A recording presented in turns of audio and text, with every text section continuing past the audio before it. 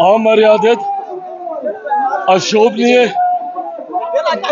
निंदनीय, अक्षम्य और अश्लीलता से भरा हुआ मुख्यमंत्री नीतीश कुमार जी का ये बयान, भले उन्होंने बयान पे माफी मांगी, पर ये माफी आत्मग्लानि की वजह से नहीं है।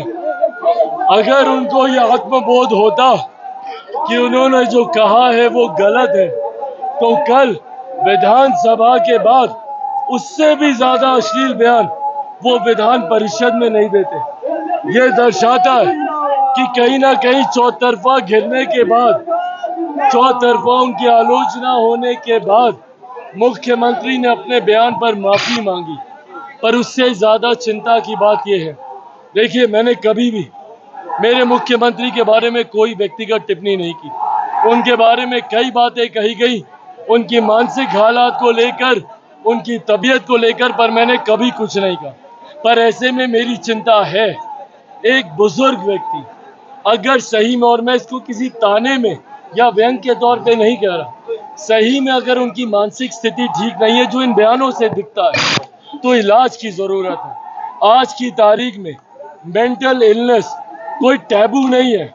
बड़े बड़े अभिनेता इसके बारे में बातचीत करते हैं। ऐसे में अगर मेरे मुख्यमंत्री के मानसिक हालात ठीक नहीं है, तो उनके करीबियों की जिम्मेदारी बनती है कि उनका इलाज करवाएं।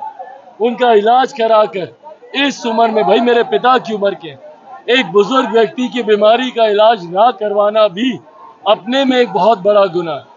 और उनकी पार्टी को, बिहार की जनता को ये जानने का अधिकार है, उनकी पार्टी स्पष्ट करे, स्पष्टीकरण दे, उनका मेडिकल बुलेटिन जारी हो कि उनके क्या हालात है। भाई सामान्य परिस्थिति नहीं है ना। आज गए वो एक जगह श्रद्धांजलि देने, तो पुष्प तस्वीर पे चढ़ाने की बजाय जिनको श्रद्धांजलि दे रहे थे उन्हीं के सुपुत्र, जो इनके ही मंत्रिमंडल में मंत्री हैं, उन्हीं के ऊपर पुष्पांजलि वो करने लग गए। कुछ दिनों पहले खुद ही बोलते हैं गृह मंत्री से बात कराओ, जबकि उस विभाग के मंत्री ये स्वयं है। तो ये तमाम परिस्थितियां दर्शाती हैं कि कहीं ना कहीं कुछ गड़बड़ है और उसका इलाज होना चाहिए। और चिंता मेरी बिहारियों के लिए भी है। ऐसे मुख्यमंत्री जिनके मानसिक हालात ठीक नहीं है, उनके हाथ में बिहार का नेतृत्व कहीं से भी सुरक्षित नहीं है। मुख्यमंत्री को स्टेप डाउन कर बिहार में राष्ट्रपति शासन लागू होना चाहिए। मैं महामहिम राज्यपाल जी से भी आग्रह करूंगा कि बिहार की स्थिति का स्वतः संज्ञान लेते हुए ये रिपोर्ट केंद्र सरकार को भेजें और बिहार में राष्ट्रपति शासन लागू करें और मेरे मुख्यमंत्री जी का हर संभव इलाज कराकर जल्द उनको स्वस्थ करने का प्रयास करें।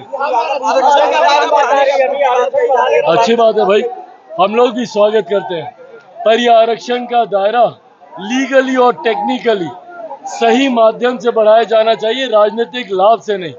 कई राज्यों में हम लोगों ने देखा है जहां राजनीतिक लाभ की दृष्टि से दायरे तो बढ़ा दिए जाते हैं, पर सुप्रीम कोर्ट में जाकर वो मामला फंस जाता है। क्या चल रहा है आज महाराष्ट्र में? मराठा आरक्षण को लेकर यही ना सब चल रहा है कि राज्य सरकारें तो बोल देती हैं, पर ऊपर जाके मामला फंस जाता है। तो मैं उम्मीद करता हूं कि बिहार सरकार लीगली और टेक्निकली इसको इतना पुख्ता करेगी कि न्यायालय में जाकर, सुप्रीम कोर्ट में जाकर कहीं मामला फंसे नहीं।